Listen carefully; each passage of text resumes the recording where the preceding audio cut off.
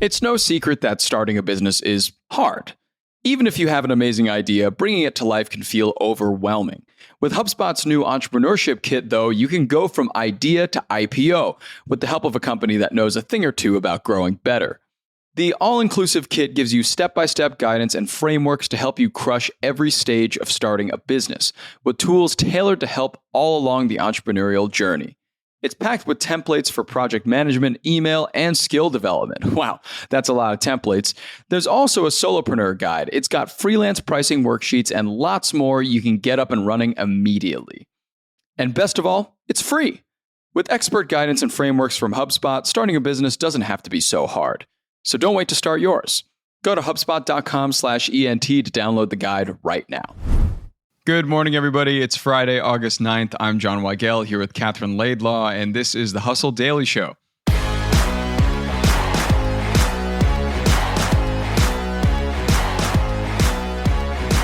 Beloved American budget airline giants Spirit, Frontier, and Southwest are all making big changes to their models, hoping to increase their revenue a bit. These airlines are now copying larger airlines and bundling amenities in the flight ticket price instead of using them as add-on fees, as per usual. So why are these airlines failing, and will these changes actually make any sort of difference?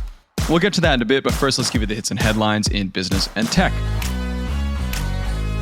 First headline here might be scary if you have a pet. Samsung is recalling and providing locks for the knobs on 1.1 million of its electric stoves after multiple pets have started fires accidentally by jumping onto stoves and moving the knobs around.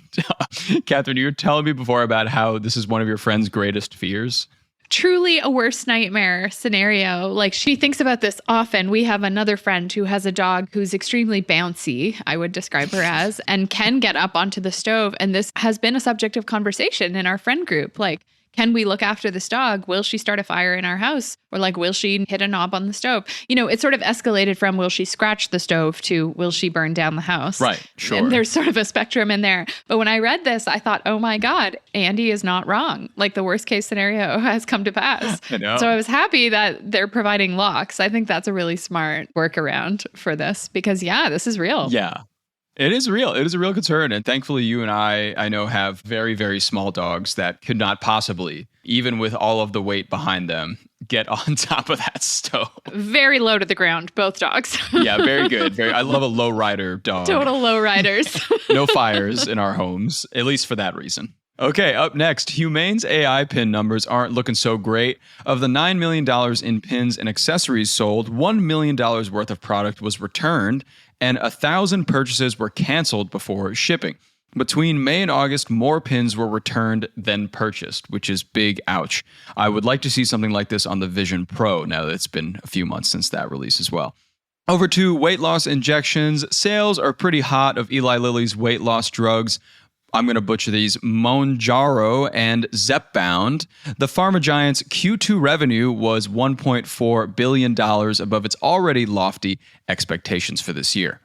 Okay, over to some app news. Duolingo is crushing it right now, reporting a net income of $24.4 million, which is a 500% year-over-year increase. And this is its fifth consecutive profitable quarter. It now has over 100 million daily active users and 8 million paid subscribers, which is huge. The people who I know who use it are committed to the point where it has caused marital strife in friends that I have, relationships and arguments like, well, you're not supporting my hobbies because you're interrupting me while I do my Duolingo. Like, these people are in it to win it. They really are. And I'm impressed, very impressed.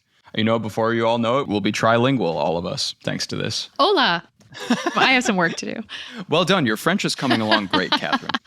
Okay, and finally, TKO Group Holdings, the business that combined WWE and UFC, is thriving right now. Its record $851 million quarterly revenue was led by UFC's 29% annual revenue growth, which is huge. So good for them. Okay, on to the main story today. I love me a budget airline. No frills, get you there. You might have to pay $15 for a ham sandwich if you get hungry, but at least your flight price is under $100, and that's round trip. These airlines are now at risk of losing out on market share as bigger airlines dominate the market nowadays. So, Katherine, what are these smaller budget airlines doing about this?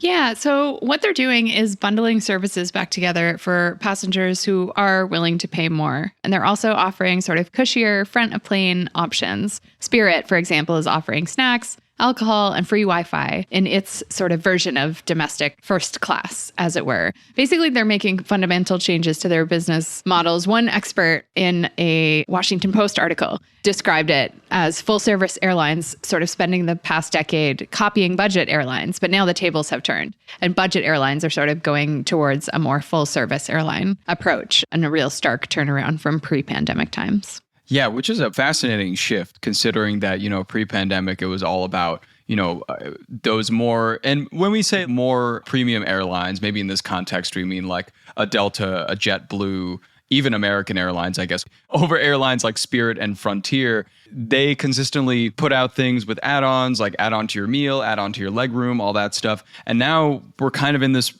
reversion process where now it's Spirit Airlines, Frontier Airlines, Southwest trying to include all of that stuff for a larger price. Yeah, and I sort of wonder, the experts have said that we're seeing that the add-on option that sort of ratchets up the fees gradually isn't working. And I sort of wonder if that speaks to like where we are economically right now. Could be. As prices, cost of living has increased, like people just want to know what it's going to cost. Without all of the extra bells and whistles, they just want to know what X amount is going to get them. And so I wonder if there's sort of a psychological aspect to that at play too. Yeah, of course. I mean, we've all kind of gotten to the seat selection screen and gone, oh, it's another $25, right? Huh? Yeah. When times are good, you're like, okay, maybe $25. Maybe it's worth it. That extra leg room, it's a red eye, whatever. You can sort of talk yourself into it. But in times where things are tight, it doesn't feel that way at all. And you're sort of like, oh, really? Yeah. A lot of people are kind of not sure who this is really appealing to then, because if you take out the budget airlines from the equation, right, you take out Spirit, you take out Frontier, you take out Southwest, and they're not offering cheaper fare anymore, then why not just take a better airline, I guess? That's kind of the messaging. Yeah, exactly. It's like if you have a little bit more to spend, then you would go to an airline that's maybe more well-known for providing better service rather than sort of paring back your options for the lowest possible fare, which has been the sort of MO of these airlines up until now.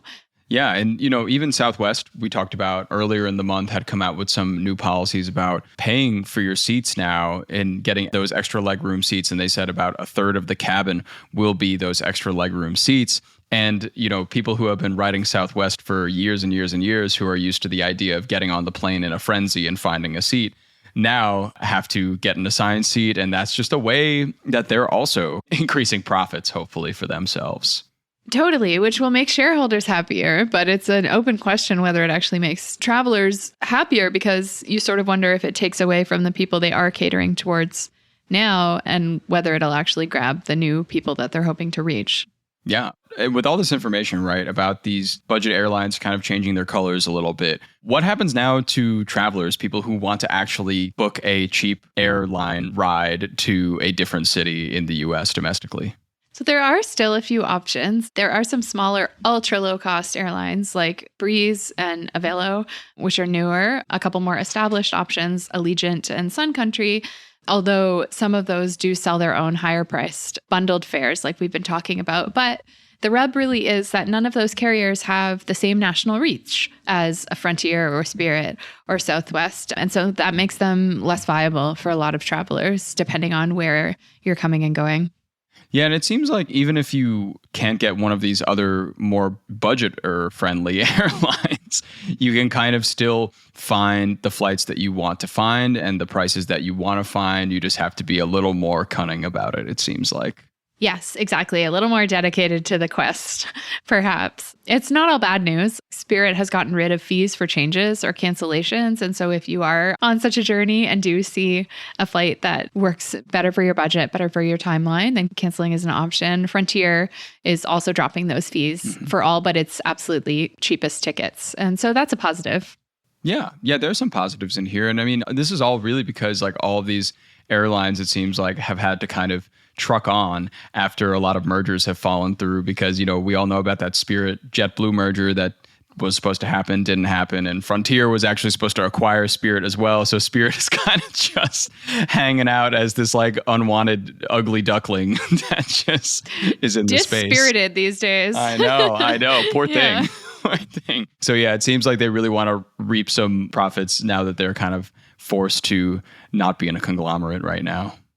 And I'm curious to see whether the gamble works. Yeah. Like travelers will sort of make that call at the end of the day. Yeah. And so we'll see how the people speak. Right. Maybe I'll ask you right here. Do you think that you would choose a premium seat on Frontier Airlines or would you get a regular seat on like Delta or something?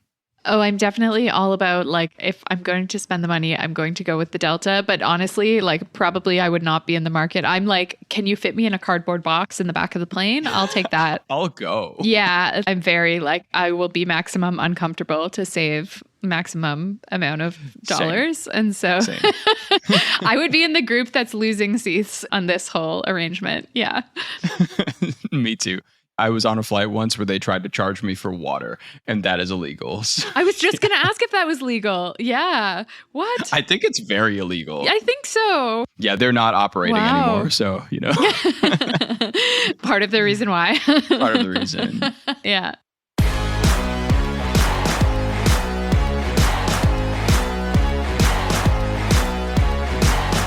All right. Well, that's going to do it for us today, everybody. Thanks for tuning into the Hustle Daily Show. We're a proud part of the HubSpot Podcast Network. Our editor today is Robert Hartwig, and our executive producer is Darren Clark.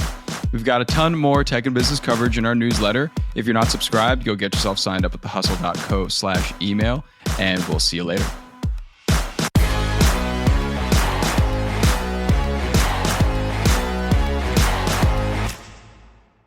Hey, everybody. I've been listening to this awesome podcast lately called Entrepreneurs on Fire. It's hosted by John Lee Dumas, and it's available right now on the HubSpot Podcast Network. Entrepreneurs on Fire stokes inspiration and shares strategies to fire up your entrepreneurial journey and create the life that you've always dreamed of. It offers lots of energy, value, consistency, and it's for anybody who wants to learn more about entrepreneurship. It's super fast-paced and packed with valuable stories about entrepreneurs, their aha moments, their failures, and everything to what's working for them today. Recently, he had on this guest, Ashley Stahl, who talked all about her job at the Pentagon and how she evolved into becoming a top 100 TEDx speaker. She talks about evolving your brand from the ground up, leaning into the skills that you already have to build your brand, and also creating virality. It's a great listen. You should check it out. And you can listen to Entrepreneurs on Fire wherever you get your podcasts.